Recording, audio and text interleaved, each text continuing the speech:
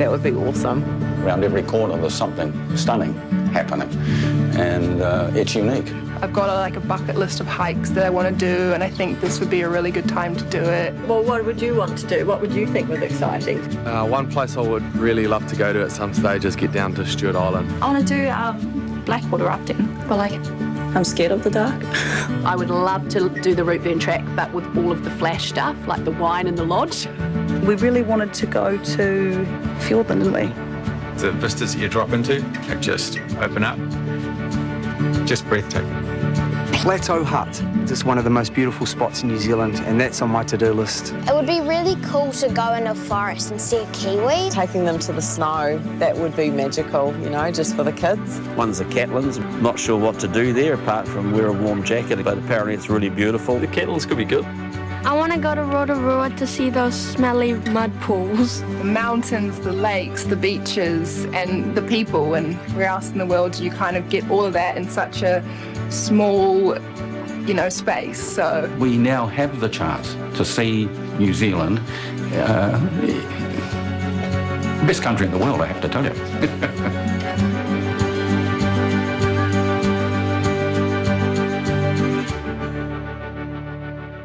All right, well, it's certainly got my attention there, hearing some of those things, Claire, some of the things you can do with the route burn track, helicopter ride of Mount Cook. I haven't been on a helicopter. A trip to the Catlins, there are things to do.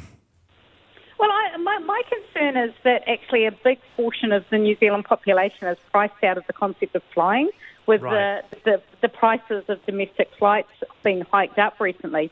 But I do think there is a real opportunity to sort of recapture the magic of going on the road trip and going camping, because I think much of what we discovered that we loved in lockdown, the board games at home, the cooking and the baking and the and the crafting and being back in your backyard and walking, is actually part of that whole New Zealand camping experience. So I would love to see a renaissance of road trips and camping, because we have some incredible sites around New Zealand for that. Did that whet your appetite for seeing Aotearoa, Tim? I'm just trying to, Claire, if you can convince my wife of that, then good luck to you. There's no way. I've tried to get a camping for years. Some of the pop-up tents. No, look, I think, yeah. But I tell you what, we have booked our flights for Queenstown and Wanaka, and they were not expensive. It's like... that's good. Yeah, we down there for a week in the first week of the school holidays, and they are like $120, $150 each way. So that's good. Is that right? So no, I'm putting my money where that ad is. Do you think this campaign will work? Yes. Yep, I think there's a lot of goodwill out there, and I think New Zealanders have a lot of wanderlust and are travellers, and if we can't go anywhere, we'll go stark raving, so we'll go to our own Will they patch. not miss those overseas destinations? Yes. Sorry, Claire. A campaign's always going to be more effective when you're trapped in a country. Exactly. That's right. You've got to capture an audience, literally. You've got to go somewhere. You really do. We have to go somewhere. We're not stay-at-home people. Yeah. We're going to go around. Are you excited about leaving your home and going for a flight? Love it. Can't wait. Just the thought of it, eh? Yeah, it is actually. It's quite Just exciting. The thought. Yeah. Good on you. All right, you deserve it. Tim Watkin, Claire Amos, you've been wonderful. Thank you very much for being with me on Friday. It is Checkpoint next with Lisa Owen. I'm Wallace Chapman. See you Monday afternoon, 3:45. Till then, bye.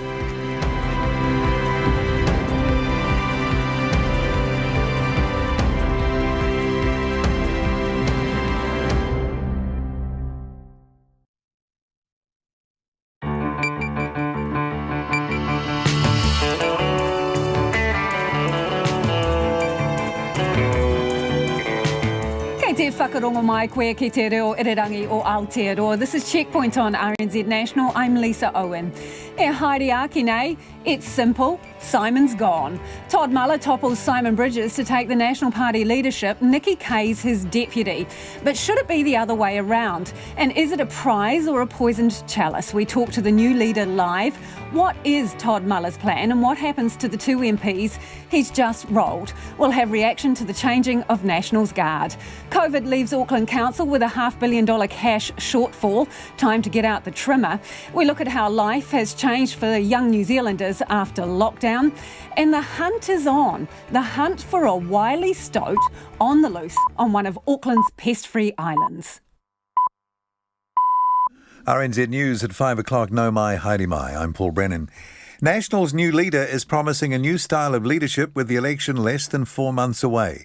The Bay of Plenty MP Todd Muller today toppled Simon Bridges in a caucus vote. Here's our political editor, Jane Patterson. In a day of high drama, Mr Muller fronted his first media conference as leader, flanked by the new deputy leader, Nikki Kay. I'm not interested in opposition for opposition's sake. We're all tired of that kind of politics. National's broad policy platform is expected to look much the same under the new leadership. However, Mr Muller appeared to leave the door open to review the party's decision not to work with New Zealand First. Soon after, Simon Bridges made his way to the same podium, where he congratulated Mr Muller and said it was a privilege to have been opposition leader. It's been a heck of a ride and a roller coaster really of highs and of lows. Mr Bridges says he'll now take some time to think about his future political plans. From Parliament, Jane Patterson. Thousands of Auckland home and business owners are expected to postpone up to $85 million of rates payments in the coming financial year. The council plans to offer a rates holiday to ratepayers facing financial hardship because of COVID-19, and it estimates 11,000 will take up the offer. Mayor Phil Goff says it's the right thing to do, even though the council faces a shortfall of $550 million. There'll be a sharing of the pain right across the board. Our first priority has to be to manage our finances responsibly and prudently, which means that we've got to cut back that revenue loss with reductions in spending. An emergency budget goes out for consultation at the end of this month.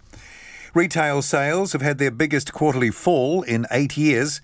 Seasonally adjusted volumes, which leave out price movements, fell by 0.7% in the 3 months ended March.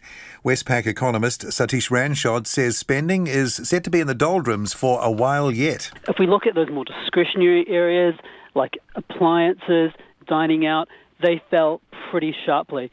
And New Zealanders are going to be reluctant to get out and spend for some time yet, especially with a lot of households facing job losses. Satish Ranchod. Meanwhile, the retail chain Smith City has been placed in receivership to allow a quick sale to the private investment company Polar Capital. One of the country's biggest tourism companies is planning to cut jobs as it restructures. Wayfair's businesses, which include Real Journeys, Go Orange and the International Antarctic Centre, employ between 1,000 and 1,500 staff.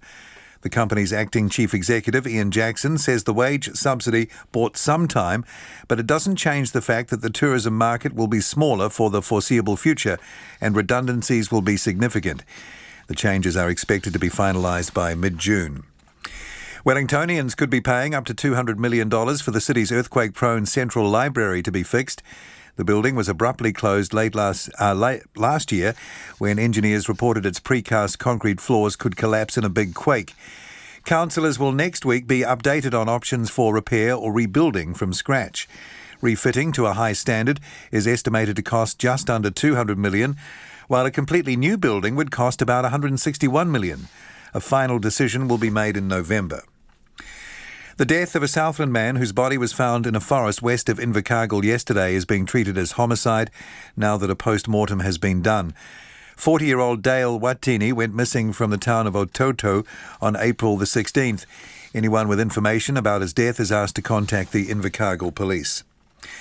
China's parliamentary session, the National People's Congress, has started with a moment of silence for the victims of the coronavirus outbreak. The week-long session in Beijing is taking place after a 2-month delay caused by the pandemic. The 2,897 delegates, all wearing masks, are seated next to one another. It's 4 minutes past 5. On to sport now. Sam Whitelock says not being made All Blacks captain doesn't mean he can't have an impact as a leader in the side. Tipped by many to be Kieran Reid's successor, the veteran lock missed out on the Chiefs flanker Sam Cane. Back training with the Crusaders this week, Whitelock says he's been able to put the decision of new coach Ian Foster into perspective. Would have loved to have the opportunity, but at the same time, I know there's so much goes into it, and you don't need the captaincy to help people out and make a difference. And Sam's going to need all the help and support he can get. Definitely some upsides to me worrying about myself playing well first, and then obviously helping him out where I can if he needs it. Sam Whitelock. The revised draw for the ANZ Premiership Netball competition announced today is for a 10-week season with matches played every Friday, Saturday, Sunday and Monday from June the 19th. Chartered flights will get the Pulse, Tactics and Steel to Auckland, while the Magic will come by bus to the Auckland Netball Centre, where all games will be played without crowds. That's the news. Tomorrow morning, David Simon, creator of arguably the best TV series ever made, The Wire. He's now adapted Philip Roth's strangely prescient novel, The Plot Against America. Veteran Middle East journalist Robert Fisk. There's a documentary about his career called This Is Not a Movie. And virologist Dr. Chris Smith, ready to take more of your questions about COVID-19. Join me, Kim Hill, tomorrow morning from 8 on RNZ National. Now the Met Service short forecast through to midnight tomorrow, Saturday. For all of the North Island, that's apart from Manawatu, Horowhenua, Kapiti Coast and Wellington, not quite all, generally fine. Frosts tomorrow morning, the odd shower about Northland and northern Gisborne. Manawatu, Horowhenua, Kapiti Coast and Wellington, areas of cloud. Nelson, Marlborough and Canterbury, mainly fine, becoming cloudy in Canterbury tomorrow. Buller and northern Westland, mostly cloudy, isolated showers, clearing tomorrow morning. For the rest of Westland and Fiordland, rain, heavy falls about the northern fjords, easing and clearing in the morning tomorrow. Otago, mostly fine, though patchy rain about the southern lakes, clearing this evening. Southland, fine spells, but a few showers about the coast and Stewart Island this evening and overnight. Chatham Islands, mostly cloudy. It's 6.5 minutes past 5. Thanks, Paul, and you're with Checkpoint. I'm Lisa Owen. Simon Bridges has been toppled as the leader of the National Party, with the caucus installing a relative unknown, Todd Muller, to take over heading into the election. The coup played out behind closed doors at Parliament today. Here's our Deputy Political Editor, Craig McCulloch. You may have only just learnt his name. Now you better get used to it. The new leader of the opposition. Who is Todd Muller? Who is Todd Muller? The Bay of Plenty MP taking the stage after a brutal showdown behind doors. At noon, Simon Bridges entered the room as Nationals leader. An hour later, Todd Muller held the crown. And a new job to win over New Zealanders. I'm a dad, I've got 3 kids, I'm a Bay of Plenty boy, I'm a Te Puna boy. He is probably the most decent person I know. His deputy, Nikki Kay, at his side. The two victors, the new look National. They may have backstabbed their leader, but they're promising a less bloodthirsty style. First and foremost, I'm about what's best for you and your family, not what's wrong with the government.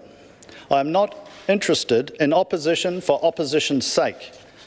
We're all tired of that kind of politics. It even came with an acknowledgement of the government's efforts in recent months. Words hard to imagine ever coming out of Mr Bridges' mouth. I am the first to admit that and acknowledge that the government's handling of COVID-19 was overall impressive. But don't think it'll be a soft touch opposition, Mr Muller giving a hint of the angle he'll be pushing on the campaign trail. The problem with this government is they've got 2 or 3 strong performers and 17 empty seats in cabinet. For now, though, it's the seats in his own caucus he has to worry about. It's been a heck of a ride. The defeated duo, Simon Bridges and Paula Bennett, bowing out gracefully, but no word of what they'll do next. It's unlikely Mrs Bennett will remain campaign chair, but will they stay to fight the election? Obviously, these are things for the future, and look, I'll think all of that through. Mr Bridges still has his strong supporters in caucus, and Mr Muller has a huge job winning them over, pulling together a party which remains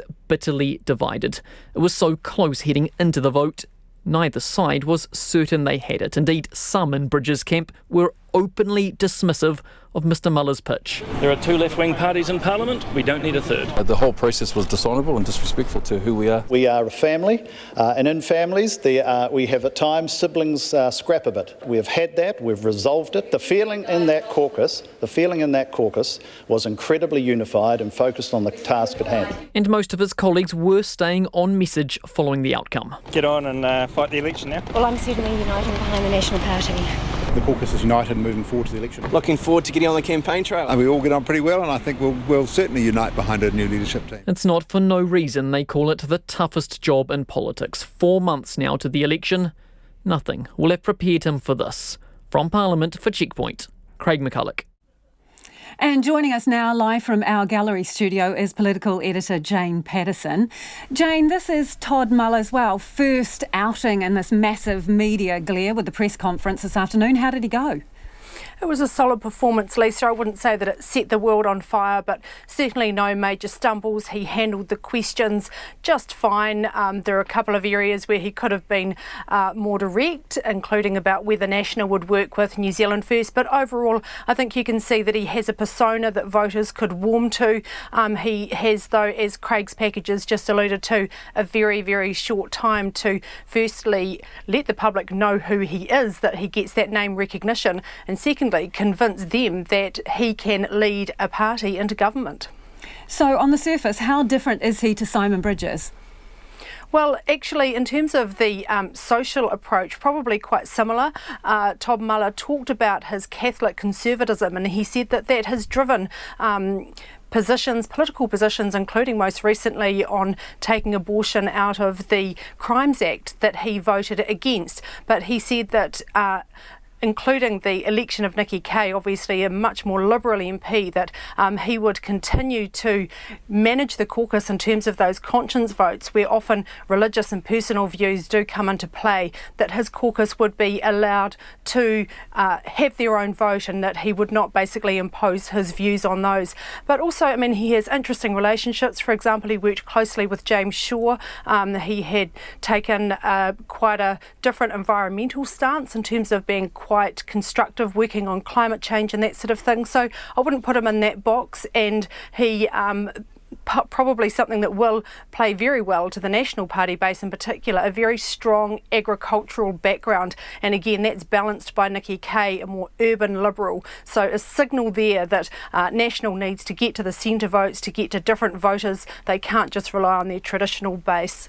What about in his own camp? Who are going to be those people who are close to him? Well, Nikki Kaye, obviously, and then really some of the probably newer intake.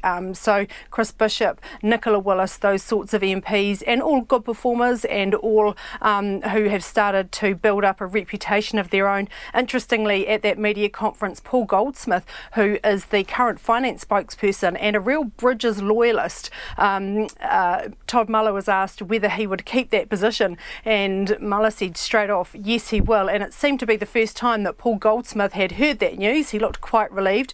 So I think that's the first signal that Muller recognises the need to get this caucus united. The second olive branch he offered in that media conference was to give Simon Bridges a senior role in the party if that's what he wished. So signals there that he's not going to radically overhaul the caucus. He's I would say unlikely to really punish Bridges supporters. He really just can't afford to do that apart from anything else, given the time that he's got to pull this caucus together before that September election. Was it strange that we barely heard from Nikki Kaye, his deputy, in that press conference, and she was almost well off, physically well off to the side, almost literally out of the picture? Look, I think it was all a bit awkward with the physical distancing rules here still at Parliament. Todd Muller obviously wanted to come down with a show of support from some senior and influential MPs in that caucus, but they all sort of stood a bit awkwardly a metre apart on the stage, not wanting to be seen to be crammed together. And I think that was partly where Nikki Kaye's position came from. Also, I think she'll be very aware that as an MP with a relatively high profile, she will want to give him his time in the spotlight. She wouldn't want to be chipping in too much. She stepped up to the microphone when asked, but I think she'll be very aware of not wanting to undermine or outshine him or not give him the time as a new leader to make that speech and field questions on his own. You indicated there he seems to be taking a conciliatory approach to those people he's just ousted, but we heard from Simon Bridges as well, and Paula Bennett was at his press conference. Are they going to stick around? Well, Simon Bridges probably has more options at the moment than Paula Bennett. Well, he does have more options because he's in that safe Tauranga seat. Now, remember, Paula Bennett went onto the list and gave up her, wouldn't contest again the candidacy in her Auckland seat that was Upper Harbour. So really, she's relying on the party to put her in a high list position. And the National Party traditionally have had just a few list-only spots. Basically, National MPs are required to stand in an electorate and then just take their list on the party ranking. So as deputy leader before this, she would have expected to be given one of those high list spots, but she can be no means guaranteed one of those at the moment. So she was asked about her future. She basically dismissed it really with a wave of her hand and said what he said, alluding to Simon Bridges. So not so sure about the future for Paula Bennett, but Simon Bridges certainly not ruling out a return. He said that while it was an honour and a privilege to serve as opposition leader, he'd played many roles, including a backbencher and government minister. He basically said he, still quite liked Parliament. So I think he will go home, have a bit of time with his family, and just really have a good think about whether he will stay on in the National Party under Todd Muller. Thank you, Jane. That's Jane Patterson, our political editor. So what do New Zealanders make of National's new leader? Logan Church hit the streets of Wellington to find out. I think it had to happen, unfortunately. I did quite like Simon, but for the good of the National Party, I think it was important that it happened for them to have any chance of getting in. He really had his hands tied, and Jacinda was doing such a good job. There was not, you couldn't really do much against that sort of, the circumstances that we're under, really. So I don't think he had a show, unfortunately. I think it's a good choice for the National Party. I think it's an unimaginative choice. I think it may be the chance for Nikki Kaye to...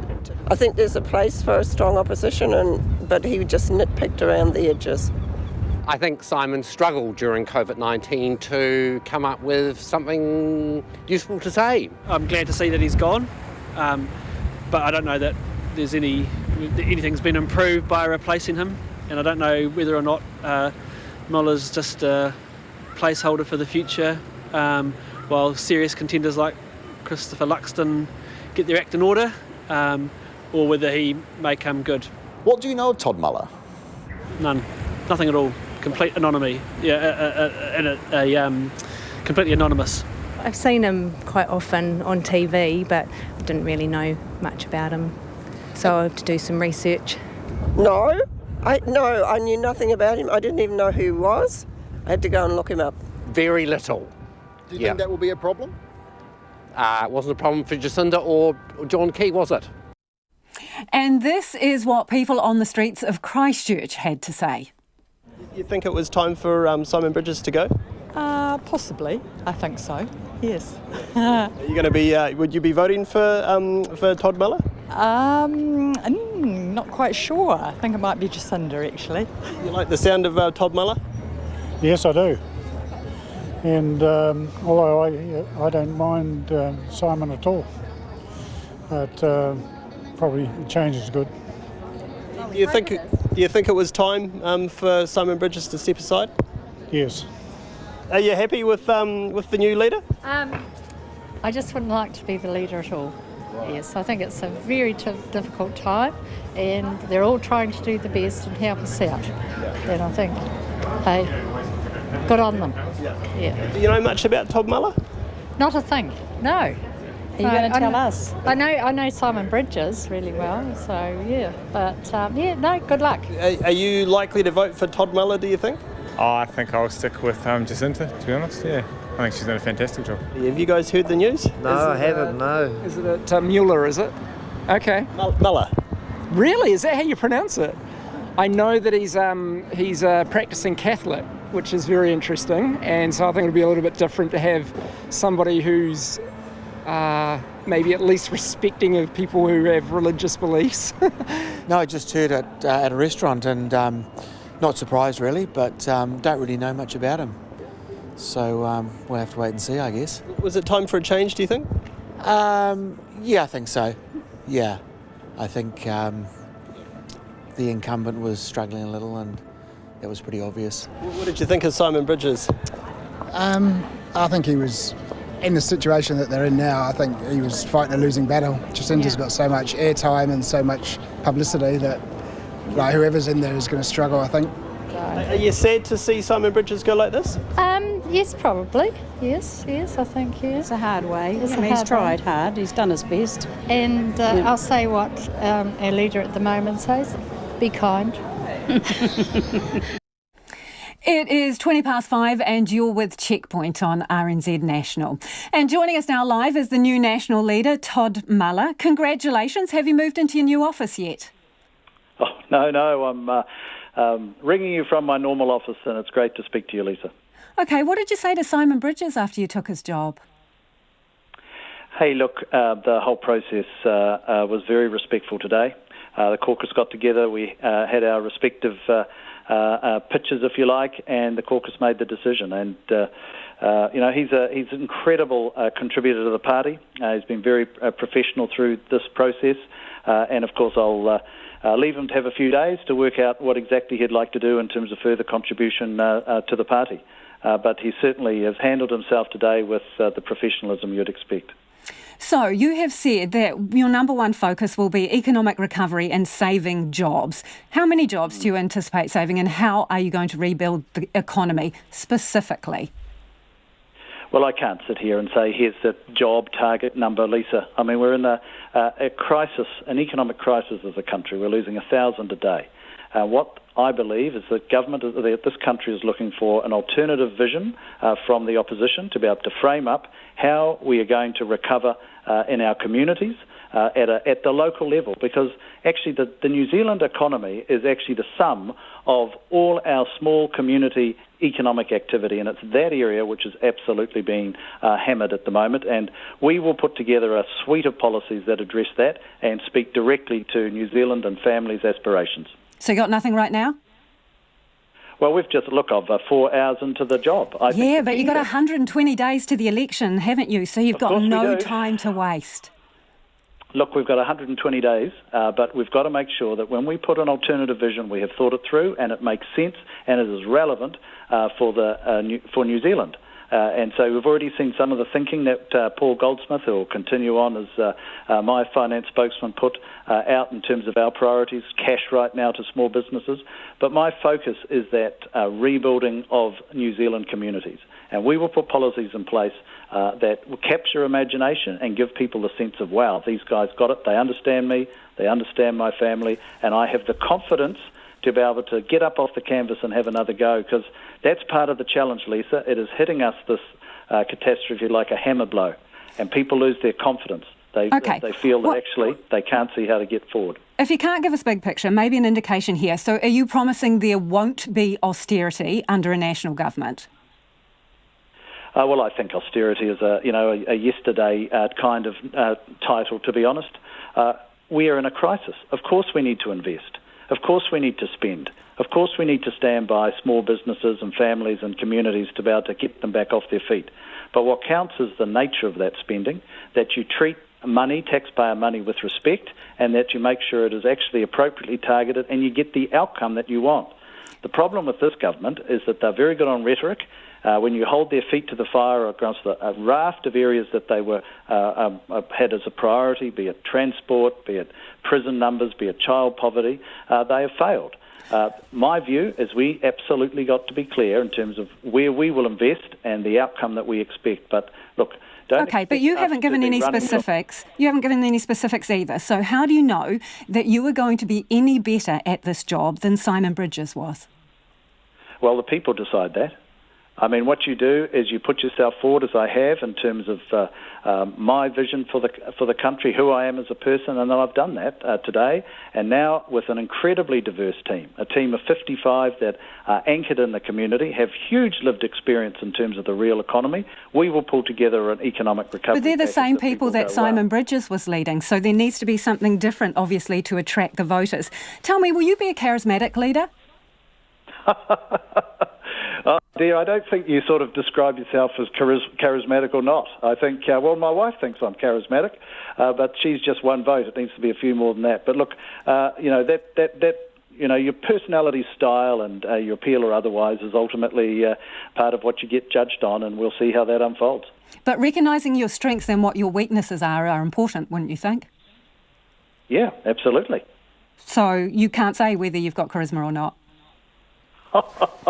Look, I mean, from my perspective, I've always found that people have enjoyed my company. Whether you would sit there and describe that you think that's charisma or not, Lisa, I have no idea. OK, let's move on to your deputy leader. When did you start talking to Nikki Kay about a leadership tilt? When did you reach out to her? Look, this thing, I think, sort of sped up quite a bit in the last 48, 72 hours. But when did you first reach out to her? When did you first reach out to her? Oh, look, we've been friends for ages, but there's a difference between being friends and when you decide categorically that you'll put yourself forward as leader. And I decided to put myself forward as leader on Wednesday, and of course we've made the decision today. And of course then today, so hang on, change had occurred. Are you really seriously saying that you weren't looking at this before Wednesday? Come on. No, what this is about is actually having conversations with caucus around where we found ourselves in terms of polling results and what the alternative could or look like. So, of course, there was conversations about how do we get ourselves out of the situation of a pretty challenging situation for the National Party, to be honest, where people had stopped listening, right? OK, let me put it another way. Conversation. Let me put it another way. When did you realise that you could not win with Simon Bridges? My view crystallised during the course of the week, right? Because actually it had been quite a while, Lisa, since we'd had any public polls. You'd appreciate that. It went actually way before COVID because, we kicked off the year with a poll in February and things were pretty robust. It was pretty neck and neck. Then we've had 8 weeks of an event that's turned this country on its head. And only in the last week have we had polls that have sort of given a sense of where support currently lies. But look, my focus and the team's focus is putting together a robust economic recovery plan that when people see, they go, hey, that makes sense, that's relevant to me. OK. Have you got the roles around the wrong way? Should Nikki Kay be the leader? She's got more experience than you. She's been a minister with some pretty weighty portfolios, and she's the only one who's got a proven track record for beating Jacinda Ardern. Should she be in your job, and should you be the deputy? Oh, look, I rate her hugely. I think she's a fantastic asset to the National Party, and she'll be brilliant. Look, in terms of my own... so why isn't she leader then if she's brilliant? Well, she is brilliant. But look, I decided to stand as leader and she put herself forward as deputy leader. And actually, you know what? I've got a pretty good record as well. I was a senior manager at Fonterra, $20 billion business. Prior to that, senior at Zespri, a huge amount of agribusiness experience over the years. So look, I put myself up and got the confidence of my caucus. And we walk out now as 55 of us with a big job in front of us, but pretty excited about the opportunity of being a representative for those who are being hammered out there at the moment. OK, you said at your media conference that, you're a businessman, you can read the numbers and you can read a spreadsheet. So let's talk about KPIs here. What's the deadline for getting back to polling over 40%? What's your goal? My total focus is to win the election. My total focus is to lead a team that pulls together a vision for this country, that captures the imagination of how we can rebuild in a way that strengthens families, particularly their economic position, ensures that jobs are created and people start getting confidence. Understand that. You have mentioned it, and I do understand that. But obviously, the road to recovery is measured by goals along the way. So when do you hope to be back to polling over 40%? Give us a time frame. Look, we're 120 days out from the election. There's no greater goal than seeking to win an election on behalf of a party which has a proud record of being the best party when we're in an economic crisis. That's my team's focus. That's what we'll do. OK, arguably, Jacinda Ardern's brand is the politics of kindness. What is your brand? Well, I think people will reach their own conclusion on that. I'm somebody who is... I think very focused. I'm a great family man from the Bay of Plenty. I come from rural New Zealand. I've got a very strong commercial background, but I'm very, very interested in people's stories and life journeys and understanding how they are making their way in the world. I'm particularly connected with people, and I enjoy that part of the public role that I've had to date.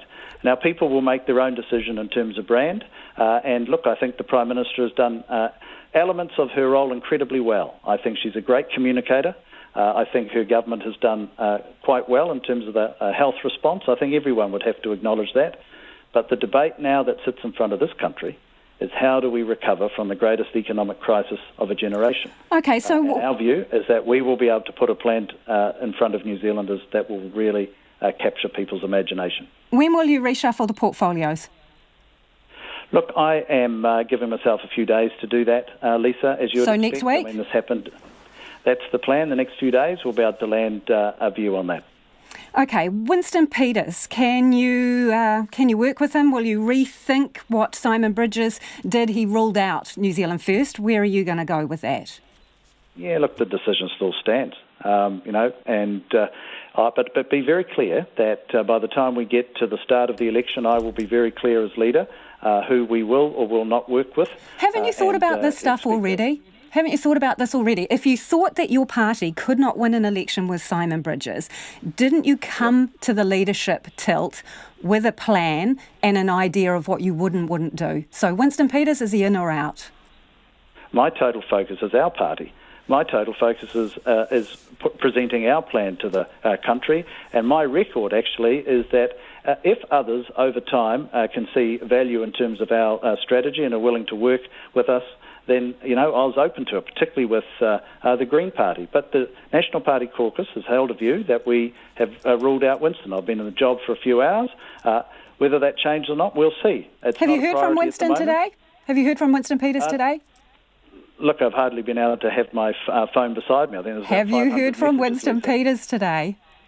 There's clear. No, I haven't looked at my phone. But look, I do know him. I know him from when I was a young fellow with hair when he first started with the National Party. So I've certainly are you buddies with him over the years?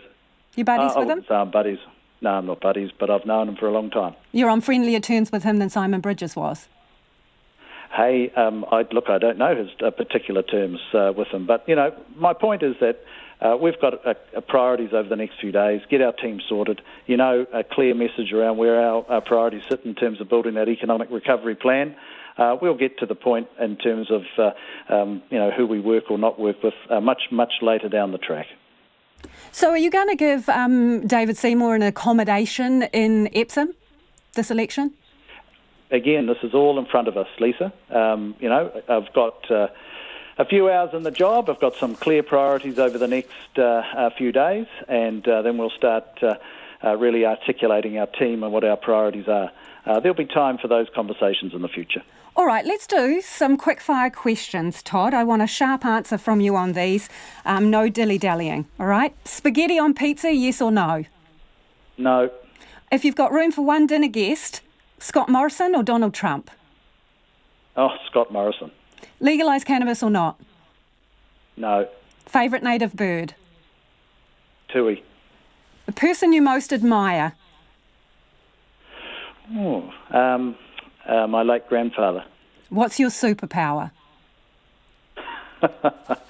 I'm a pretty good cuddler of the kids. And what's your nickname?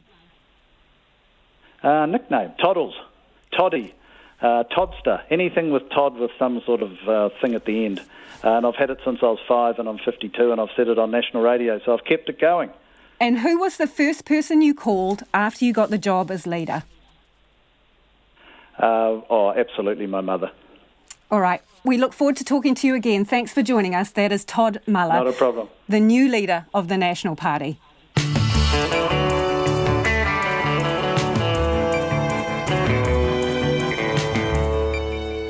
Coming up on Checkpoint on RNZ National, a lockdown, a drought. Now Auckland faces a cash shortfall of more than $500 million. Calls for an overhaul of the Civil Aviation Authority and how to catch a stoat on one of Auckland's pest-free islands. We would love your feedback on the national leadership.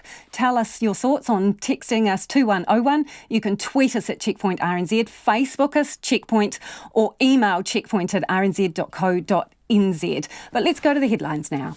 Thanks, Lisa. Todd Muller is promising a new style of leadership after winning a caucus vote that toppled Simon Bridges as Nationals leader today. The Bay of Plenty MP says he will focus on the country's economic recovery from the COVID-19 pandemic. Mr Muller says Paul Goldsmith will stay on as the opposition's finance spokesperson. Auckland Mayor Phil Goff says the council faces spending cuts with an expected shortfall of $550 million in the coming financial year. Auckland Council is to offer a rates holiday to those facing financial hardship due to COVID-19, with 11,000 home and business owners likely to accept. A Westpac economist says spending is likely to continue to be in the doldrums for a while yet. Satish Ranshod says today's announcement of the biggest quarterly fall in retail sales in 8 years is just the beginning. Major tourism operator Wayfair is planning significant redundancies as it restructures its businesses in the face of a tourism downturn. Up to 1,500 people are employed in its companies, which include Real Journeys and the International Antarctic Centre. The police have opened a homicide investigation into the death of a Southland man whose body was found west of Invercargill yesterday. Dale Watini, who was 40, went missing from the town of Ototo on April the 16th. There is one new case of COVID-19 today linked to a household contact of the St Margaret's Rest Home cluster in Auckland. The total number of confirmed cases stands at 1,154. And the world of wearable arts has laid off 2/3 of its staff and will shut its museum space in Nelson for at least a year. This year's competition was cancelled at the end of March, and the chief executive, David Tingey, says with no income stream, 20 of the staff will lose their jobs. And those are the headlines. Thanks, Paul. And you're with Checkpoint. I'm Lisa Owen. Let's go to the business news now with Emma Hatton. Emma, Air New Zealand has announced yet more staff cuts. What can you tell us? Yeah, so today the news of the staff cuts actually came at the highest level. The Chief Executive, Greg Foran, announced that he was disestablishing 3 roles within his own executive team. So this is just a team of 9, taking it down to a team of 6. The 6 remaining will sort of, take over the roles that the other 3 were doing. The roles that are going are the Operations Manager, Strategy and Alliances Officer, and the Chief Marketing Officer. And between those 3, the 3 gentlemen who held those roles, they had 68 years experience. So that's a big call for the company to make, to let these positions go. Greg Foran, of course, has said that the airline will take 2 years to get back to 70% of its former size, and that it does plan on cutting its workforce by 30%, so 3,500 jobs thereabouts. And, this is despite, of course, in the early days of this, we had the $900 million government bailout for Air New Zealand. They've also taken just over $70 million in the wage subsidy, but they've still had to make these cuts. Of course, we don't know what these people were on, but you can imagine it's quite a substantial salary cut that they are benefiting from here. Obviously, this is a company that's been had its revenue basically stripped off it because of the travel restrictions. And the Chief Executive, Greg Foran, has said that he's going to be reviewing the airline's senior leadership team as well. So we could possibly hear of more cuts at that upper end of their staffing as well. And retail trading at its lowest point in 8 years? Yes, so this is in the 3 months to March, the first quarter of the year, which of course was a lot of lead up to the lockdown and then part of the lockdown itself. They dropped to their lowest sales volumes in 8 years, and so they fell a 0.7%, and mostly that was due to the fall in sales in the vehicle sector, so that's fuel and car servicing. That was the hardest hit sector, falling 7.5%, and then followed by hospitality and accommodation. Supermarket and liquor sales surged. Grocery food spending was up 8.5%, so that offsets some of the losses there. So that kind of tracks as to the type of activity we were seeing up until in the first part of the lockdown there.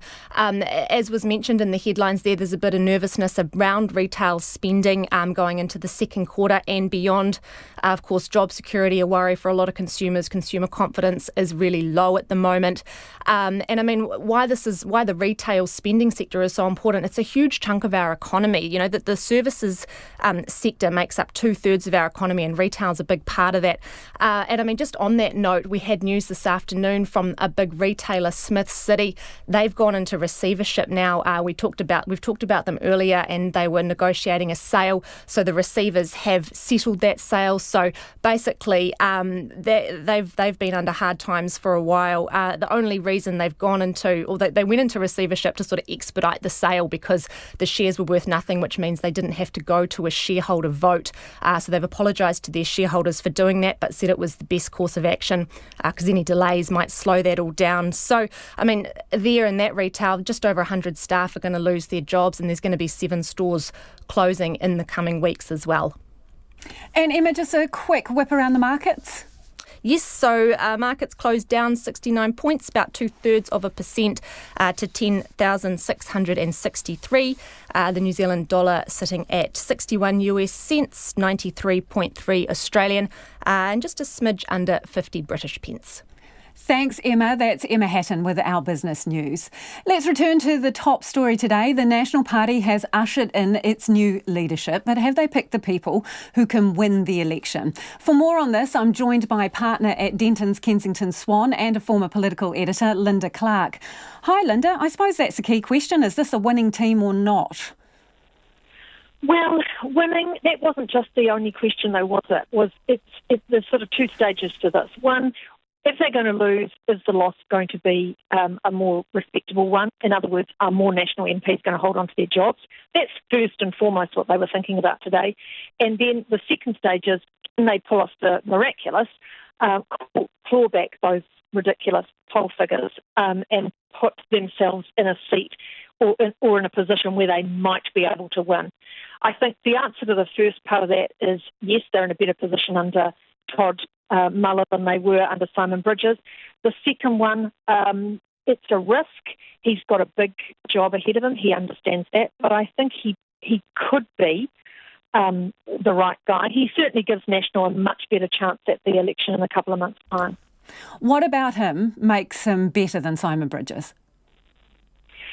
Well, let's say National, if you take out the last 8 weeks, National has actually been a very successful opposition. It has kept Labour on the back foot for a lot of that time. It has held its polling up, its popularity up in the 40s, which is actually remarkable for any opposition. It has put the nail in the coffin for capital gains and Kiwi Build and a bunch of other policy. So there are strong people in that team, and they know how to be a successful opposition. Simon Bridges had a tin ear, and we saw that most recently in the last couple of weeks and days even. And the public fell out of love with him a long time ago. In fact, they never fell in love with him. They never really liked him. He was very oppositional, very negative, very provocative, very bullish. He was, as his wife said, a dirty little scrapper. And New Zealanders don't like that. Todd painted himself absolutely accurately, I think, today as someone who's going to campaign more positively. He said, I'm interested in you. I'm not interested in knocking down the government. He is authentic. I mean, what you see is what you get. You just did what I thought was a really interesting interview with him. And, many people won't know who he is and will be trying to get a measure of him. That's what he is. He is just a real guy. He's actually a nice guy. He was a successful person in business, but he's been politics and interested in politics through and through. And he was in politics when I was a reporter there a long time ago, and he was a young man working for Jim Bolger. And he's very much in the Jim Bolger kind of school of politics. Why not Nikki Kaye in the driver's seat? She's got more experience. She's been in Parliament longer than him. She's been a minister with some pretty weighty portfolios, and she's got a track record for winning against Jacinda Ardern. So why is she in the passenger seat and he's in the driving role? Well, this is the National Party, and the National Party is, as Todd Muller said today, it is a broad church which holds within that church some very conservative people and some liberal people. And the most successful combinations in National's history have been when you've had a combination in the leadership between conservative on one side and progressive on the other in the deputy's role. But Nikki Kaye is probably the most liberal person, or one of the 2 or 3 most liberal people in that caucus. She simply would never have the numbers, I don't think, to take the top job. But in conjunction with a more conservative, sort of caring conservative kind of leader figure, she would, and obviously did have the numbers to come in as the deputy, but it's the combination of those skills rather than having all of the skills tied up in one individual. They are going to work very well as a team, and I think if you look at the body language between the two of them, I know it was an odd day today with the physical distancing and so forth, but they have a relationship that I think will be more akin to Grant Robertson's relationship with Jacinda Ardern, where the two of them are mates. You can see that they get on with each other, they understand each other, they're not going to be treading on each other's toes. It'll be very much in that kind of relationship, but obviously without the charisma factor that you get with the current Prime Minister. Just before you go, surely Paula Bennett's gone as the campaign manager? Yeah. That's it. I mean, Paula Bennett is was a phenomenon in her own right. I'd be amazed if she stayed on at all, and I don't see why she should or would, because her day is over. She would have run a very negative campaign, and he has made it very clear today that he is going to run a positive and a collaborative campaign. And watch that Winston Peters stuff, because if the National Party doesn't do a deal or doesn't show that it's willing to do a deal with Winston, it will not get the numbers to get across on the night. And I would expect, as a natural collaborator, which is what Todd Muller is, that he will actually put out an olive branch in that direction eventually, because he's pragmatic, and that's why he will be valued by National. Great to talk to you. Thanks for joining us. That is Linda Clark, a former political editor and now partner at Denton's Kensington Swan. After just 2 years as National's leader, Simon Bridges has been forced to step aside after losing the support of his colleagues. It's been a tumultuous ride for the Tauranga MP, who never quite gelled with the public or some members of his own party. Conan Young looks back on some of the highs and lows of his time as leader. It's been a heck of a ride.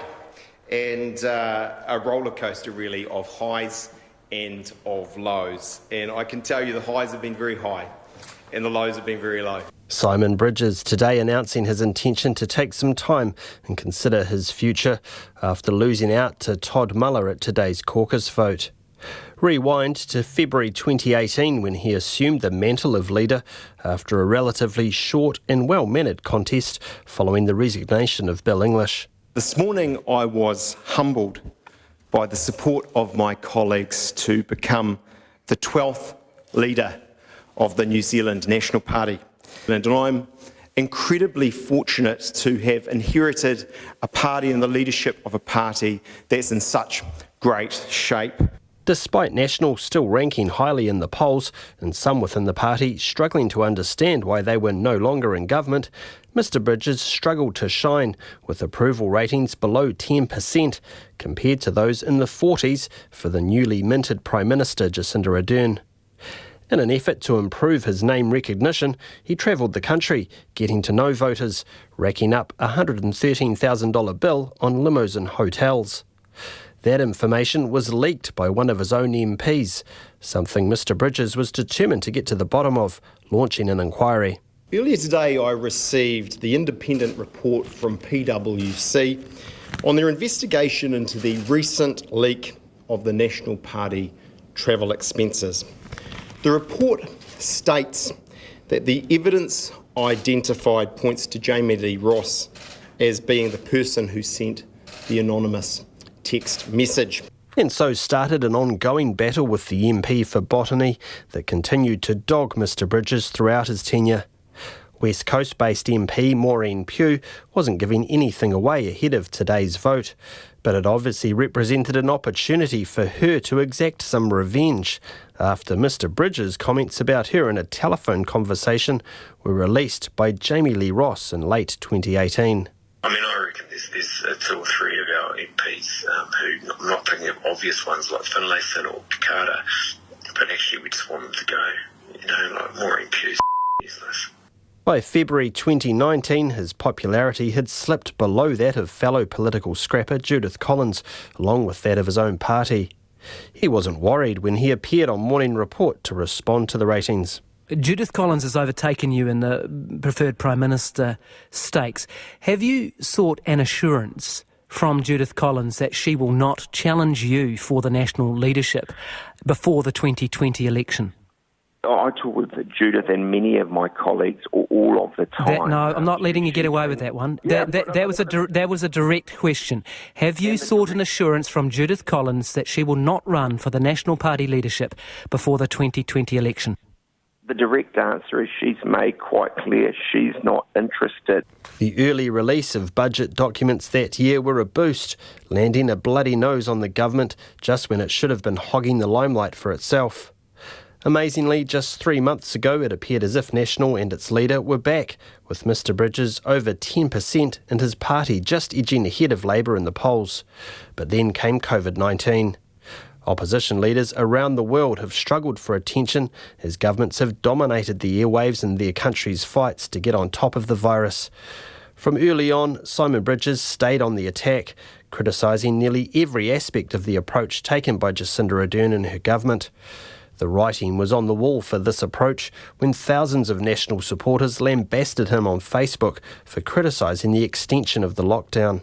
We've had a report from an expert for the government that's very critical about what hasn't happened in tracing. We've got the Auditor General onto the government now investigating in relation to the PPE, the masks and the like. So it's not about being critical for the sake of it, but it is about, as I say, asking the questions that need to be asked and answered for New Zealanders to make sure we're in the right space. As the old saying goes, a week is a long time in politics, and this week must have felt like one of the longest. It started with the fallout from a Reid Research poll showing National had slipped to just 30% in the polls and Labour had shot out to a massive lead.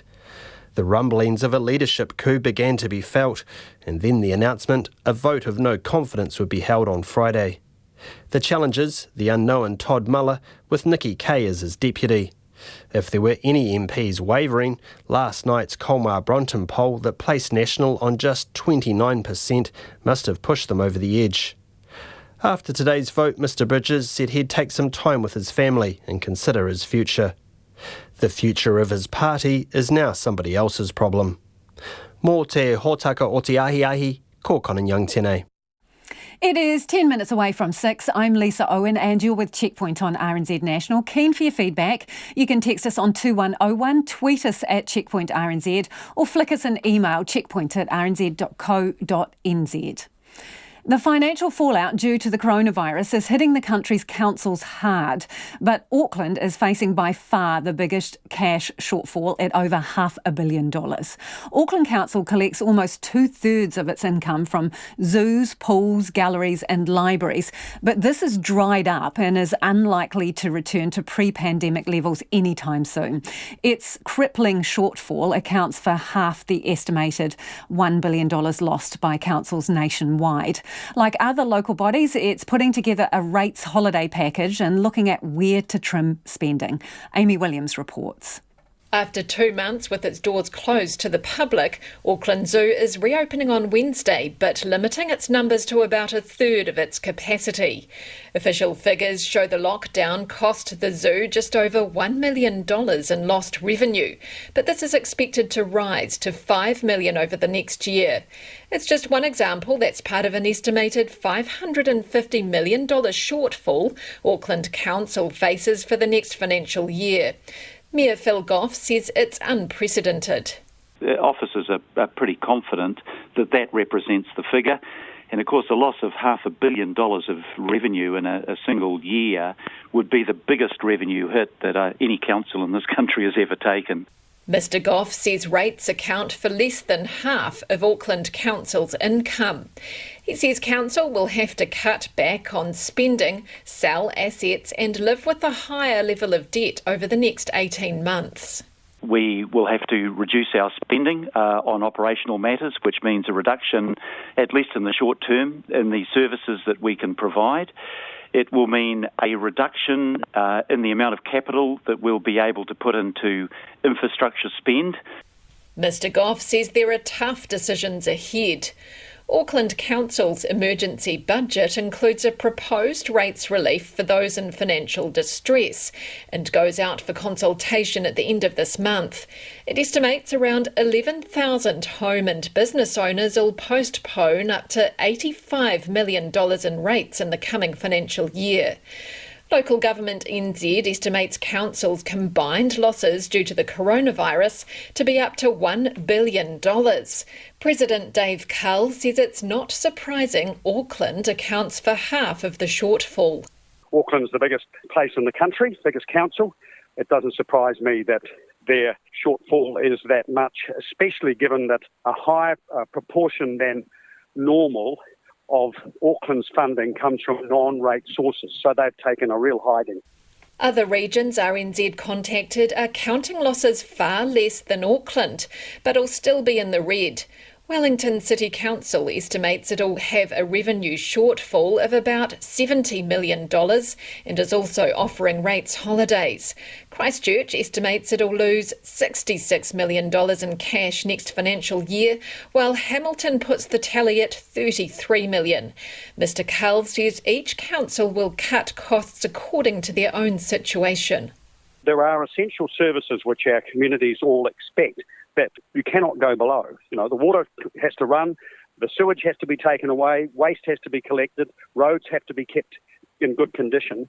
There's a bottom line there which no council or community would want to go below. As for ratepayers, those in financial hardship will be looking forward to a rates reprieve when councils finalise their budgets over the next month. For Checkpoint, Amy Williams. A wily stoat is on the loose on one of Auckland's pest-free islands, Motukorea Island, or Browns Island.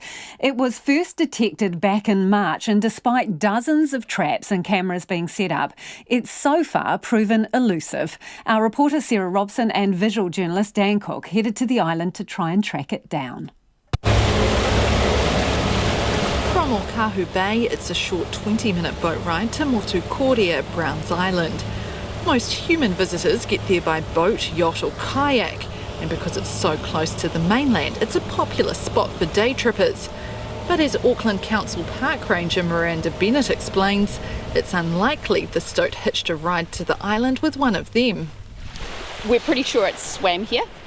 It's unlikely to have been transported on a boat because they're quite shy of people, so it's probably swam here. They are good swimmers, we know that. It's only just under about 1.5 km from Music Point, so it's probably come from somewhere across Howick sort of way. Miranda Bennett says the stoat was first detected by a conservation dog team back in March. They picked up scent from the animal, they picked up footprints that were left in the sand, and they also picked up scat, which is the stoat's poos. So, and they found some caching, which is where the stoat has a kill, and then it takes the body of the animal it's killed and stores it away for later. Miranda Bennett says the stoat has so far been dining out on rock pigeons, with the island's high cliffs not proving much of a deterrent for the hungry mustelid. They're just the ultimate predator, nothing really stops them. But with so many native birds on the island, including New Zealand dotterels and the critically endangered shore plover, Miranda Bennett says it's important they catch the stoat before it changes its tastes. Traps have been set all over the island. As well as bait, there's an ink pad in each trap to pick up any footprints from whatever has been inside. So far, our stoat hasn't left us any footprints, but they're very clever. So what we do know from research is that they will reach across an ink pad and grab the bait and manage to get out without leaving a footprint. So our one so far has been sneaky, which is really frustrating. And the cameras trained on the traps haven't spotted anything either.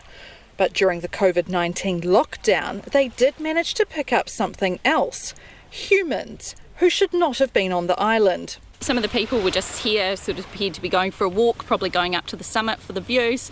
Other people seemed to be here for a picnic, a few wines on the beach in the evening. Someone was here at sort of about 1 a.m. We're not quite sure what they were doing on the island then. They just walked across in front of the camera a few times. Miranda Bennett says they've been experimenting with different types of bait that might be more to the stoat's tastes. Rabbit, whole egg mayonnaise and dead weasels. Conservation dogs have also been called in to help with the search. Today, Lois Clayton and her 12-year-old border terrier Cross Gecko scoured the 60-hectare island for any sign of the stoat. She's a sniffer dog, so her job is to find any scent of the animal, whether it be where the animal's walked, where it's had a pee or a poo, where it's had a kill, or where it's hunkered down in a burrow or tree. Gecko's highly trained nose did manage to pick up a scent during her hours of searching, but the Motukorea Browns Island stoat appears to have got away again. O te hōtaka o te ahi, ko Sarah Robson, aho. And a few of you have been getting in touch about the change of leadership within the National Party. Obviously, Todd Muller won the vote today. Nikki Kaye is his deputy. This person says, not a National voter, but Muller and Kaye combo seems great. I can see clearly who National are with the rural, conservative, urban, Liberal mix. The clear focus on Labour's lack of depth is the only plausible path for National to get close. Mostly, I am relieved that National looks set to focus on fundamentals. I associate Bridges with pitbull, say anything to win politics, and that style is toxic to our political culture. Roberta has got in touch to say, Todd Muller did not introduce Nikki Kaye as his deputy. When a journalist directed a question to her, he looked awkward and seemingly reluctant to yield the microphone to Nikki. Todd Muller also stood hovering over her from behind while she spoke. Someone else, though, has said, great interview with Todd Muller. He was much better than I expected. I will consider voting for him, this person says. Mary has got in touch too, and Mary says, thrilled with the election of Todd Muller. Look out, Labour, ! She says. Tom from Napier says Muller is light years ahead of Bridges in his ability to connect to New Zealanders. I put Simon on mute. I will now listen to what Todd has to say. Thanks for getting in touch, Tom. And also Ken has got in touch to say, what I would like to know is, does Muller believe in the Tooth Fairy and the Easter Bunny? RNZ News at 6. Kia ora, good evening, I'm Paul Brennan. Paul Goldsmith will stay on, at least for the moment, as National's finance spokesperson, despite being a Simon Bridges supporter. National MPs today chose a new leadership team by dumping Mr Bridges and Deputy Paula Bennett in favour of Todd Muller and Nikki Kaye. Mr Muller says the question of who will fill senior roles is a conversation for another day. The team needs to spend some time over the next few days reflecting, and part of that reflection is, what change, if any, is needed in terms of the people that we have promoting our vision for the future. Todd Muller. Mr Bridges says he did the right thing by calling the caucus together for a vote.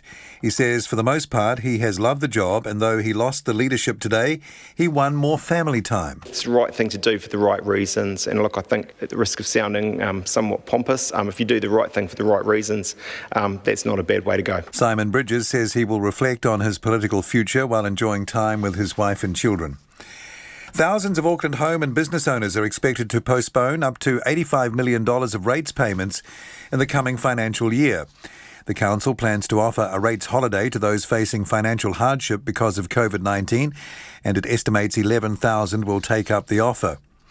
Mayor Phil Goff says it's the right thing to do, even though the council faces a shortfall of $550 million. An emergency budget goes out for consultation at the end of this month. The aviation industry says the Civil Aviation Authority was in financial trouble before COVID-19, and it needs a complete overhaul. Before the crisis, the authority was already projecting deficits over the next 3 years. Aviation New Zealand's Chief Executive John Nicholson says the industry is going to be much smaller, which means less revenue for the CAA. We think the whole process can be made much more efficient and much more fit for purpose. So there's a good opportunity right now for a regulatory reset. John Nicholson says that instead of trying to control every aspect of a company's business, the regulator should be making sure systems are right and doing spot checks.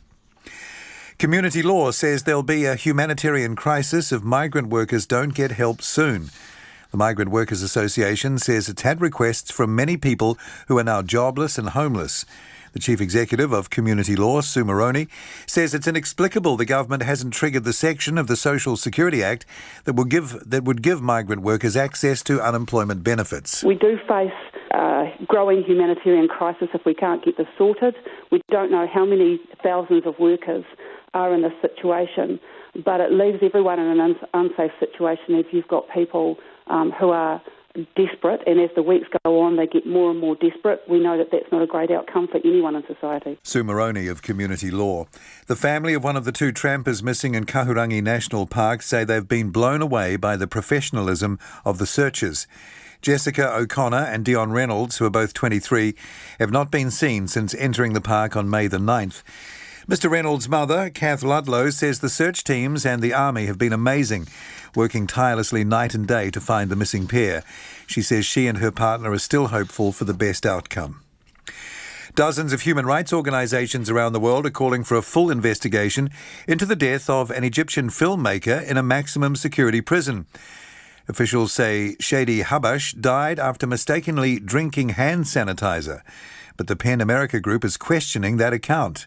The BBC's Lise Doucette reports. The young filmmaker spent more than 2 years in jail, longer than the legal limit for pre-trial detention, accused of spreading fake news and belonging to an illegal organisation. PEN America says his only role was to produce the music, not the content, of a video criticising the Egyptian president. This month, PEN America released its inaugural Freedom to Write Index, which says Egypt's record is among the worst in the world. Lise Doucette reporting there. It's 4 minutes past 6. The revised ANZ Premiership schedule will likely test the depth of New Zealand's netball talent with its tight turnarounds. The draw announced today is for a 10-week season with matches played every Friday, Saturday, Sunday and Monday from June the 19th. All teams will play 14 games in Auckland, including 5 double headers per team on back-to-back days. Meanwhile, the community season would normally be in full swing by now, and Netball New Zealand's Jenny Wiley says clubs and centres are hurting financially while the doors stay shut. The government's funding boost for the sporting sector will help get young people playing this year, but Wiley says there should be no rushed decisions about where the money goes. A lot more thought needs to go into it. It's really complicated. It's only been out there for a week, so I think we just need to spend some time to really think through how it can be as efficient and effective as possible. Sport NZ and the government have until July the 1st to decide how to divvy up the funding package of $265 million.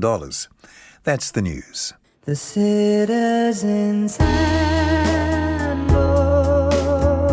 Kia ora, it's me, Robbie Nicol, host of The Citizen's Handbook, a new podcast game show where comedians try to separate fact from fiction. This week, I'll be talking about law enforcement with Brynley Stent. Imagine the New Zealand police just going down the street doing the Cossack dance. Actually, that would be terrifying. That's The Citizen's Handbook with me, Robbie Nicol, tonight just after 8 on Nights with Brian Crump on RNZ National. Now the short forecast through to midnight tomorrow Saturday from our Met service for the North Island, apart from Manawatu, Horowhenua, Kapiti Coast and Wellington. Generally fine, frosts in the morning and the odd shower about Northland and northern Gisborne. Manawatu, Horowhenua, Kapiti Coast and Wellington, areas of cloud. Nelson, Marlborough and Canterbury, mainly fine, becoming cloudy in Canterbury tomorrow. Buller and northern Westland, mostly cloudy with isolated showers, clearing tomorrow morning. For the remainder of Westland and Fiordland as well, rain, heavy falls about northern fjords, easing and clearing in the morning. Otago, mostly fine, though patchy rain about the southern lakes, clearing this evening. Southland, fine spells, a few showers about the coast. And Stewart Island this evening and overnight. Chatham Islands, mostly cloudy.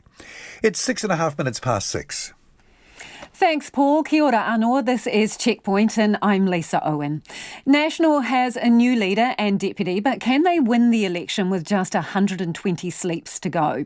Bay of Plenty MP Todd Muller and Auckland Central MP Nikki Kay became the party's new leader and deputy today, making it clear their election campaign would be focused on a plan for a post-COVID economic recovery.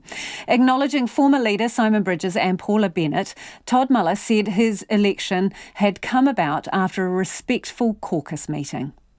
I'd like to personally thank my wife, Michelle, and our 3 lovely children for their support on this journey. Kids, Dad will be home soon. I want to pause here and acknowledge New Zealand's tremendous response to the health crisis ravaging the world. We should all be proud of what we have achieved together. But regardless of these efforts, COVID-19 has hurt us. My absolute focus as the National Party leader will be New Zealand's economic recovery. We will save jobs, we will get the economy growing again, and we will do so by leveraging our country's great strengths, our people, our communities, our great natural resources, our values of hard work, tenacity, innovation and aspiration. I know the size of the task is enormous and I will bring my all to it. Yes, I have run businesses. I can read a balance sheet and a P&L, and I know a good one from a bad one. And I will bring those skills to the Prime Ministership. But that is not what drives me. What drives me is community. The people who help their elderly neighbours with the lawns on the weekend, the dad who does the food stall at the annual school fair, the mum who coaches a local touch rugby team. This election will be about the economy, but not the economy the bureaucracy talks about. It'll be the economy you live in, the economy in your community, your job, your Main Street, your tourism business, your marae, your local rugby league club, your local butcher, your netball courts, your farms, your shops and your families. And this is the economy National MPs are grounded in, and the one that matters the most to New Zealand. For too long, this economy, your economy, and your life has been invisible to decision makers in Wellington, and this must change. And under my national government, it will change. The economy that I believe in is the one you live in. It's the economy of your community. And if we can rebuild that, we can rebuild our country. The new National leader, who stood at the podium with Paul Goldsmith on his right and his deputy leader Nikki Kaye on his left, said the country was facing its biggest challenge since the end of World War II. Labor has failed against every measure it has set itself for in government. Kiwi Build, light rail, child poverty, prison numbers. If we continue on this track of talking a big game but failing to deliver, we simply won't recognise the New Zealand we're a part of in a few years' time. Because New Zealanders know, whether or not they support National, they can have confidence that National will meet the challenges our country faces. New Zealand, it is time for your sacrifice to be repaid and for your community to be rebuilt. And today, that work has begun. Asked to describe himself, Mr Muller said he believed in being authentic and honest, but the time had come to roll Simon Bridges. I thought actually Paula Bennett put it so well today when she said that we are a family, and in families we have at times siblings scrap a bit. Certainly my wife and I, we've got two red-headed daughters and a son. Alas for him, he looks like me.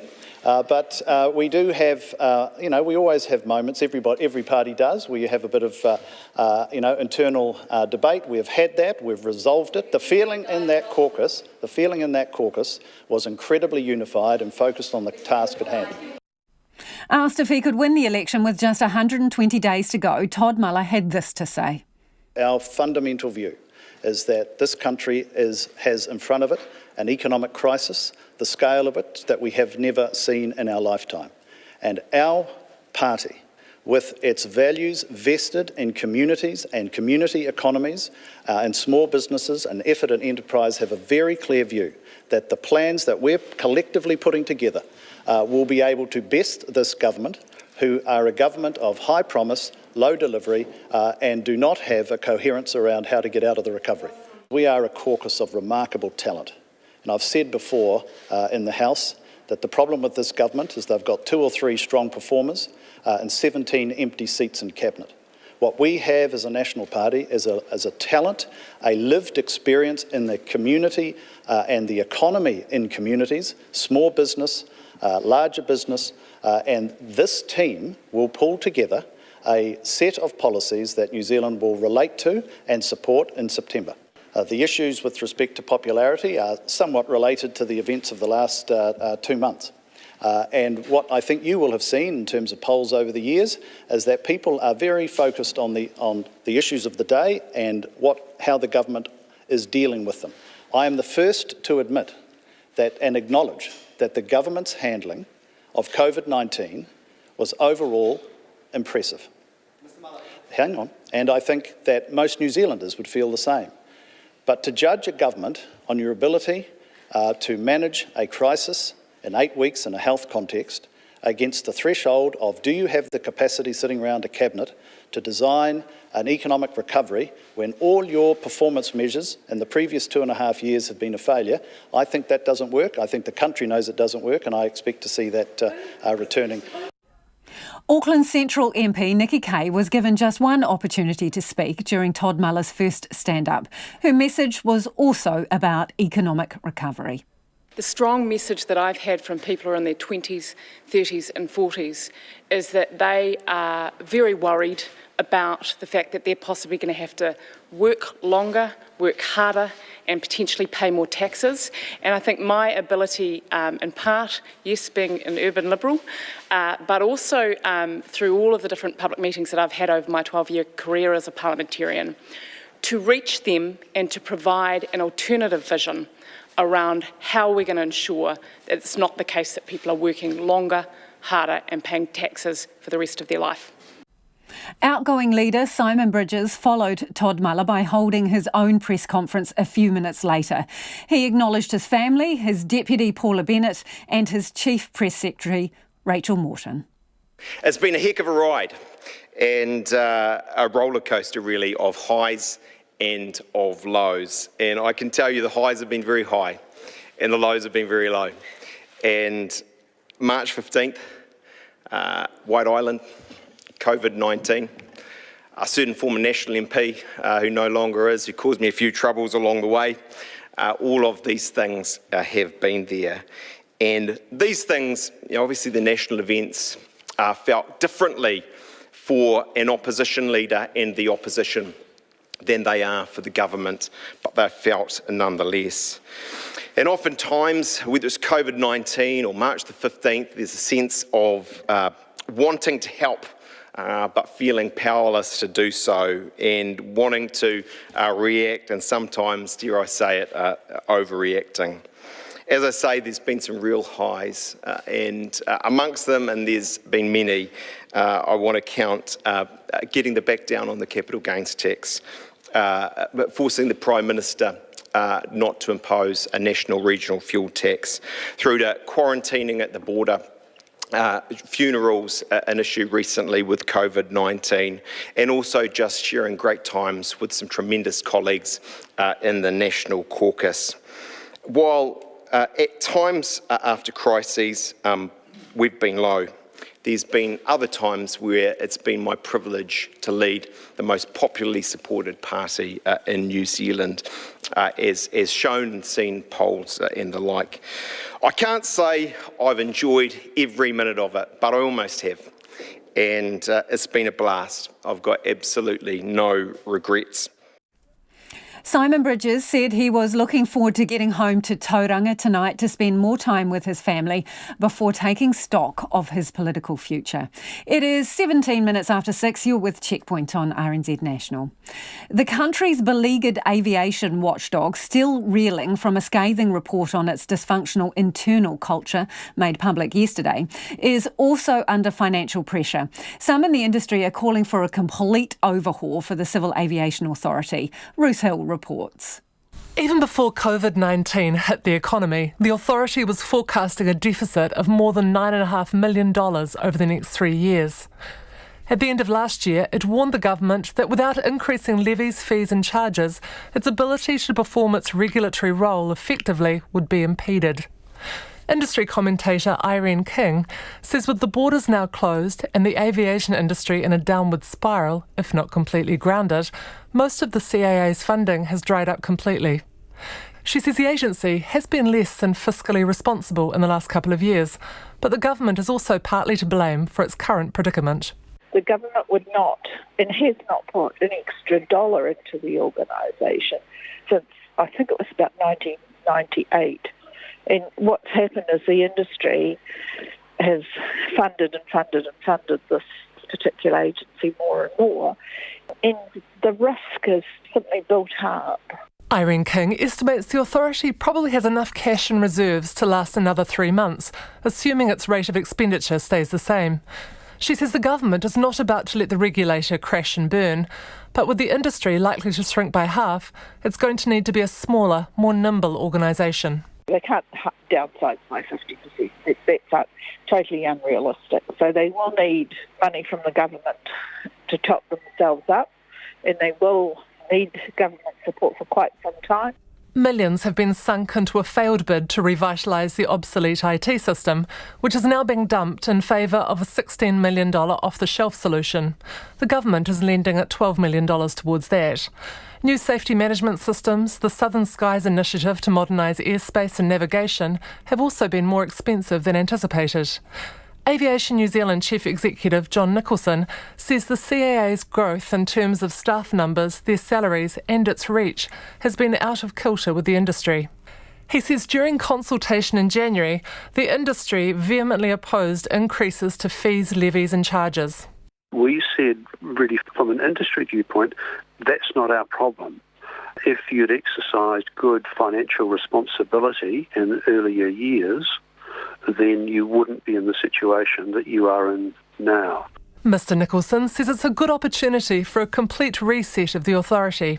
The big question then is, what resources do CAA need to practice regulatory oversight? We would say that they have been funded, or they've used the funding in recent years to put more and more controls on industry, and they've stopped regulating. Mr Nicholson says instead of trying to control every aspect of a company's business, the regulator should make sure the systems are right and do spot checks. He says rather than bailing out a bloated bureaucracy, the government should put money into supporting aviation companies, which will be needed when the economy is gearing up again. The Civil Aviation Authority has referred RNZ's questions about its finances to the Ministry of Transport.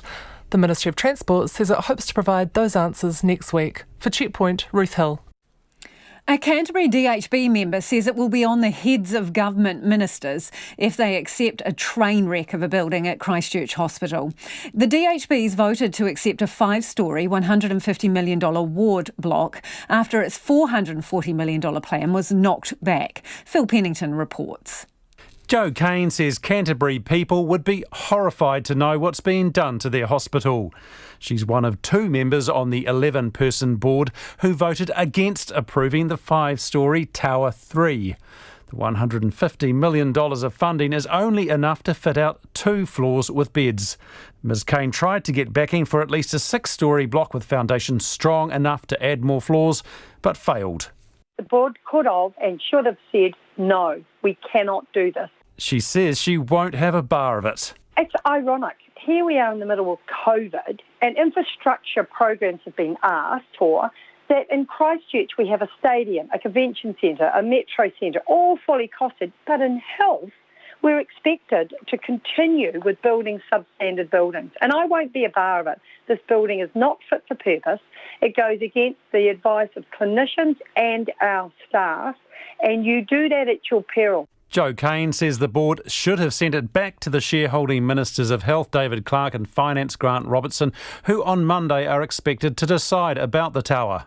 As long as Grant Robertson and the Health Minister, David Clark, will accept that that's the type of building we want, if they will put their hand on their heart and say, yeah, Canterbury, that's all you're getting, they're responsible and they're accountable for the train wreck that will happen. The precipitous end to a 3-year fight for funding has spilled into the public after RNZ asked why an urgent decision had been pushed upon board members at a closed-door meeting. DHB Chair Sir John Hanson says strains on health funding mean neither they nor the government have much option. Vidia's position, yes, because the members who voted in favour of this, I don't think any of them would say they saw this as an optimal outcome, but we had to go ahead as quickly as possible. There was a feeling that this money could be at risk.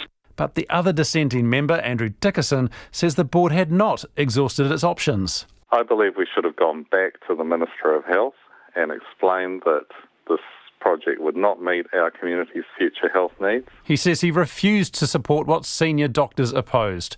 Both he and Joe Kane say the Capital Investment Committee that advises the ministers gave the board no detailed reasons why $150 million had to do, even though the committee was privy to all the planning that shows this is not nearly enough. It was all on hearsay. They never fronted up to the table. It was never clear to me where that figure came from. It was like it was plucked from the air that this is how much we've got available. But there is this perception that Canterbury's received a lot. The Crown's contribution to the capital expenditure on our hospital buildings has been negligible. Joe Kane says hospital underfunding is why the country had to stay in COVID-19 level 4 lockdown. And what is worse is so many decisions are being made behind closed doors. If Canterbury knew what was really happening to Canterbury and to the Canterbury health system, they would be horrified. I am horrified. The Health Minister declined to comment. RNZ has also approached the Finance Minister. For Checkpoint, Phil Pennington. Leaders of the healthcare sector in England have warned ministers of severe consequences for the health service and a risk of a second peak of infection if the government's test and trace system is not in place soon. The BBC's Keith Doyle has this report. With some restrictions in England relaxed, after weeks of being confined to their local area, people may feel they deserve a day out. And many took advantage of the good weather. You have 1 hour. That led to busy beaches and traffic jams at beauty spots. Being able to track and trace new coronavirus cases is key to the government's strategy to relax the restrictions further. Prime Minister. In the Commons, the Prime Minister promised a tracing system will be up and running soon. We will have a test, track and trace operation that will be world-beating, and yes, it will be in place. It will be in place by June the 1st. But in a letter to the Health Secretary, the organisation representing NHS providers said it should have been in place sooner. The NHS Confederation warns time is running out to finalise a test, track and trace strategy to avoid a potential second surge of infections. It says it should be in place before any further easing of the lockdown, warning that if it isn't, then the ramifications for the NHS, including its staff and its patients, could be severe. If we were going to go further and make further relaxations, then obviously the danger of the R number, which the government absolutely recognises, the danger of the R number rising becomes greater if you have not got in place an effective test, track and trace process. Scottish beaches were also busy yesterday, despite there being no relaxation in restrictions. But later today, the Scottish First Minister Nicola Sturgeon will give details of the route map of how Scotland will gradually ease the lockdown, although no set dates are expected. Right in the core of what we believe is getting families back together. And I think over the next few weeks, we will begin to see some loosening of what that might look like. We know, for example, outdoors is safer than indoors, so you'd expect us maybe to do that first. We know small groups are safer than larger groupings, so you'd expect us to do that first. The number of deaths in the UK of people with coronavirus increased by 363 to over 35,700. Many of those were NHS workers, but the government's bereavement scheme to help their families didn't cover support roles. We're all on minimum wage. This hospital cleaner appealed directly to the Prime Minister to extend it. If I die fighting coronavirus, my partner isn't allowed an indefinite leave to remain. The government has now included support workers in the scheme, but there are calls for it to do more. The BBC's Keith Doyle reporting from London. Finally tonight, after 7 weeks off, students returned to school this week. But what was life like under lockdown for young New Zealanders? Our Youth Affairs reporter Katie Doyle went to Auckland's Papatoetoe High School to find out. Hello, my name is Victoria and I am in Year 13 this year. Hi, my name is Rhonda Nguyen and I am in Year 12. Hi, my name is Idris Hamid and I'm in Year 13. Hi, I'm Michaela Nawan and I'm in Year 13. So hello, my name is Nathaniel Mulaina Papali'i and I am Year 13. 5 students, each with their own stories about life under lockdown as a teenager. Victoria Stevenson remembers the Level 4 announcement well. She was at home with the flu when it happened. I know that my sister called me and she was freaking out because the school was about to shut down and she didn't have anywhere to go, and so we were frantically calling Mum, and it was just like a big burst of what are we going to do now and what is next, and it was just kind of us freaking out. Early on, Victoria realised the ban on seeing others wasn't going to be easy. I found it really hard at the start to not be around my friends because I talk to them for a lot of things and they give me a lot of support. We video called a lot and we would fall asleep on video calls too. Year 12 student Rhonda Nguyen says she enjoyed the lockdown as it meant she could finally spend time with her parents, who own their own small business. It was nice to have them at home because they're never at home, and I could let them relax and do things that I don't usually get to do with them because they're always working. Being able to connect with my culture as well, because I was able to, cooking dishes is not anything special, but I was able to learn things like that because usually my parents are out and I can't really learn from them. It was a similar story for Idris Hamid, who liked the change of pace. Personally, yeah, I enjoyed lockdown. Even though I knew it was a really depressing or degrading thing to think about, it was still good personally for me because I got a lot of free time from that and I got a lot of things done, especially with my family. Yeah. Usually I don't see my family very often. We're such a busy family, we don't see each other. And to have that bonding time we had, it was pretty good. Michaela Nawan had just one thing on her mind when the lockdown was announced. The first thing I thought was like, oh, what takeaways can I buy before they lock everything down? I was like, oh, I gotta rush and get everything that I know I'm gonna miss. But I think most of all was, I was just thinking like, oh, how long is this gonna last? Because it kind of made me nervous, even though I knew that we had like plans implemented, like with online school. The lockdown started off all right for Miss Nawan, but as time went on, she started to struggle. It kind of took a toll, like thinking, oh, how long is it going to be until I see my family again? Because I'm a really social person. I really like having physical interaction with other people, and that's when I really like am my best self. So I think it kind of slowly like ate away at my soul. Nathaniel Mulaina Papali'i just wanted to know that his family was prepared for the long haul ahead. At first I was like, do I have toilet paper at home? Do I have food at home? Do I have like Netflix access, Wi-Fi, good strong Wi-Fi. But when I put these thoughts away, I was like, am I prepared though? Will I handle this isolation? Because I'll be far away from my friends and like my cousins and stuff. He says the lockdown was difficult at times, but being at home actually renewed his self-confidence. Looking at the mirror and be like, oh, you look sexy. Like, I just admire myself, like, oh, I love my skin. Like, I just realized I have a dimple on my face. Like, how did I not know that? But yeah, just looking at the mirror and like reflection stuff, like, I actually do look good. I don't care what anyone else says. That's, to me, I look good. So isolation kind of boosted your confidence? Yes. COVID-19 and the lockdown has affected everyone in New Zealand. And for some, life might never be quite the same again. For Checkpoint, Katie Doyle. Gotta go, catch you Monday. RNZ News headlines at 6:30. The new National leader, Todd Muller, says Paul Goldsmith will stay on as opposition finance spokesperson. A rates holiday for those affected by COVID-19 could cost Auckland Council up to $85 million. The aviation industry says the CAA needs a complete overhaul.